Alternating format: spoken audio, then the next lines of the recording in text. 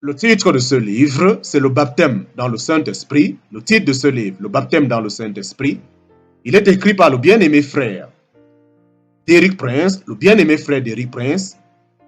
Nous sommes présentement au chapitre 2, petit 3. Chapitre 2, petit 3.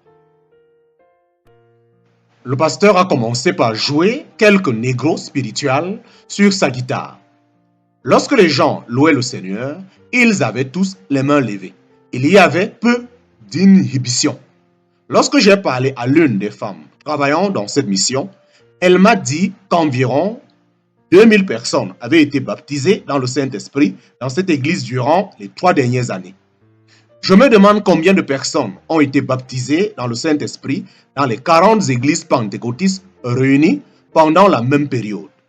Je ne dis pas cela pour critiquer, mais pour souligner le fait que l'on ne peut pas toujours juger les gens sur leur appartenance à une dénomination. Fin du chapitre 2, fin du chapitre 2.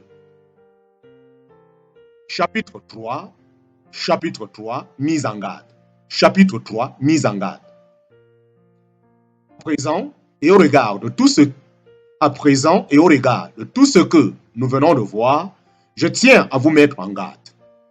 Je vous déconseille de rechercher le baptême dans le Saint-Esprit ou aucune autre expérience spirituelle si vous n'êtes pas absolument sincère dans votre démarche envers Dieu. Si vous ne l'êtes pas, il vaut mieux que vous restiez en dehors de tout cela, car vous vous condamneriez au dernier degré et vos problèmes empireraient.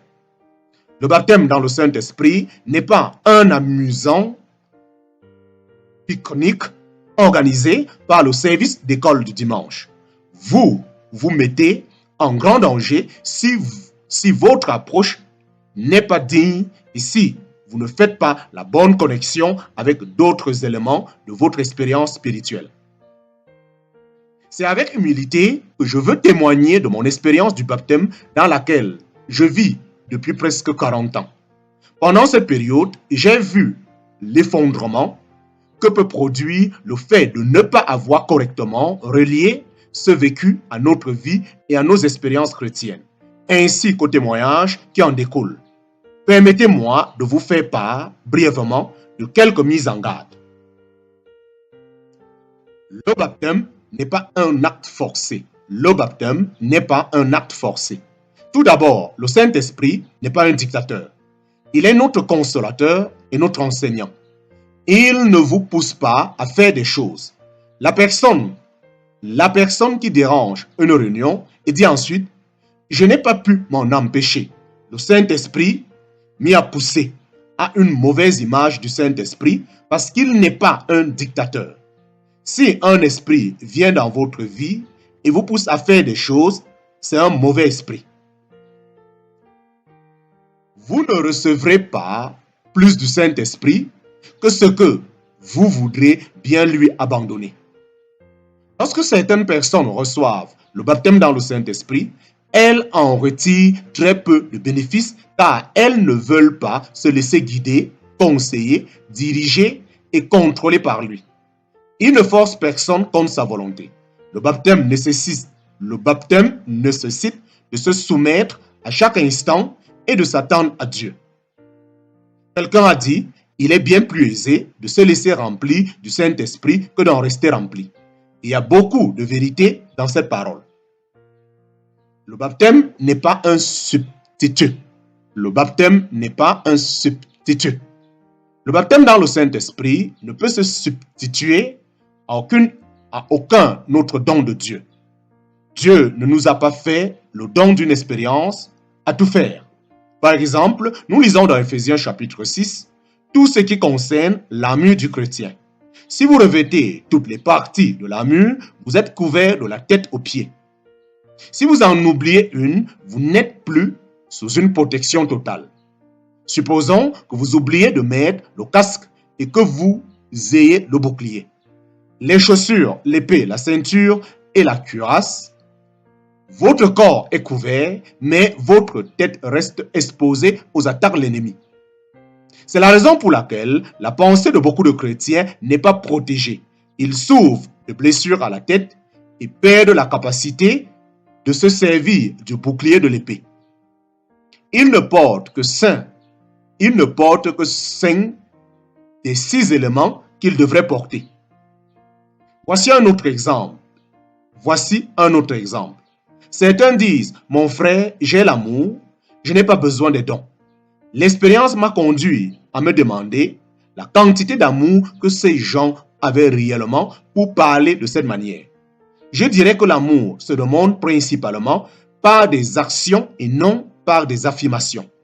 De toute façon, ce raisonnement est faux car la Bible dit que nous devrions avoir les deux. L'amour ne peut se substituer aux dons et les dons de l'esprit ne remplacent pas l'amour. 1 Corinthiens chapitre 12, verset 31 dit « Aspirez aux dons les meilleurs et je vais encore vous montrer une voie par excellence. » Dans un sens, le fait d'aspirer aux dons les meilleurs est une condition pour nous montrer une voie par excellence.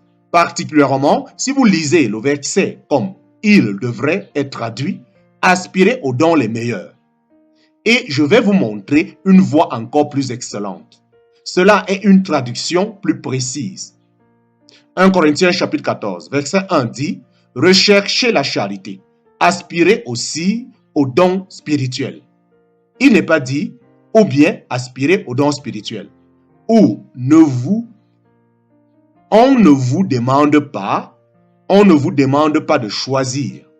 Il vous est ordonné de rechercher les deux choses.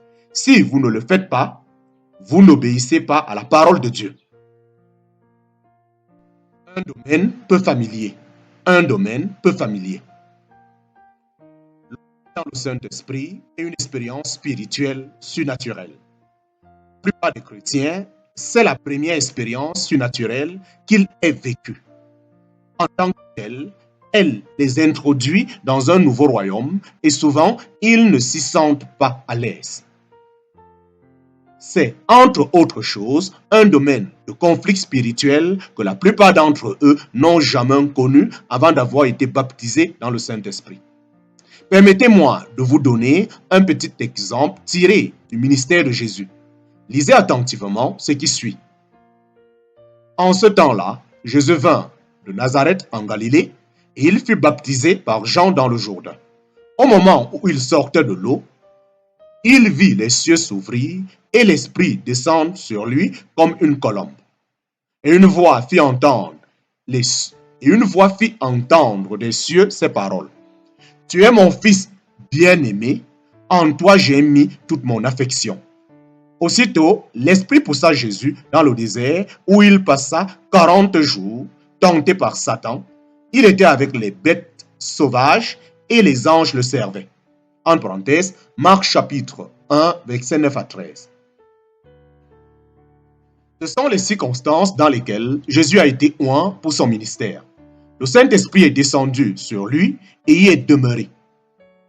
Voyons les conséquences directes de cette expérience. Aussitôt, l'Esprit poussa Jésus dans le désert où il passa 40 jours tenté par Satan. Humainement parlant, ce n'est pas ce à quoi nous nous attendrions, mais cela correspond à une réalité spirituelle. La même chose peut vous arriver lorsque vous êtes baptisé dans le Saint-Esprit. Vous entrez dans un nouveau royaume spirituel dans lequel Satan et les démons deviennent beaucoup plus réels. De nombreuses voies nouvelles s'ouvrent dans votre esprit alors qu'elles étaient fermées auparavant.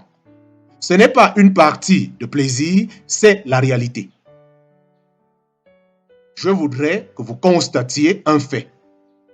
Celui que Jésus a vaincu Satan. Je voudrais que vous constatiez un fait. Celui que Jésus a vaincu Satan. Il n'a pu le faire qu'avec une seule âme, la parole écrite de Dieu.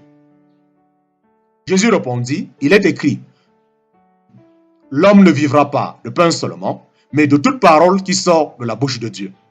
Le diable le transporta dans la ville sainte, le plaça sur le haut du temple et lui dit, si tu es fils de Dieu, jette-toi en bas, car il est écrit, Il donnera des ordres à ses anges à ton sujet, et ils te porteront sur les mains de peur que ton pied ne heurte contre une pierre.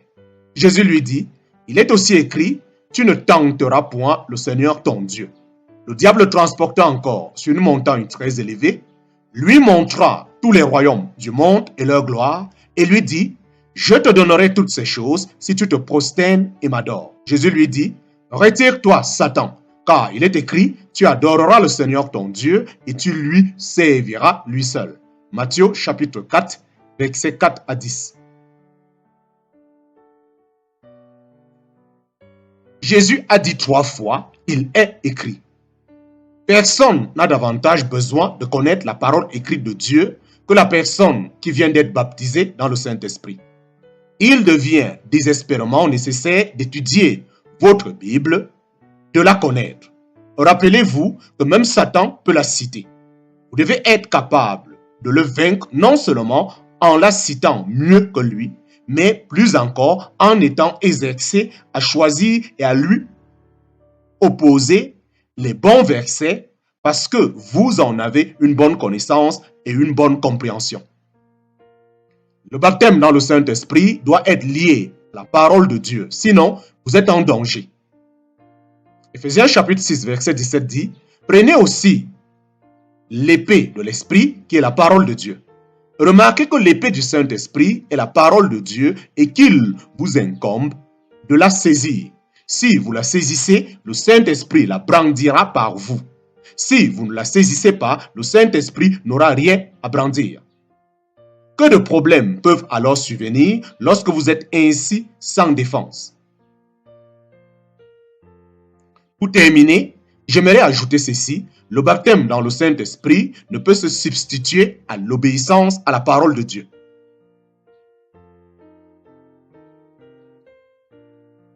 Fin du chapitre 3, fin du chapitre 3, fin du chapitre 3.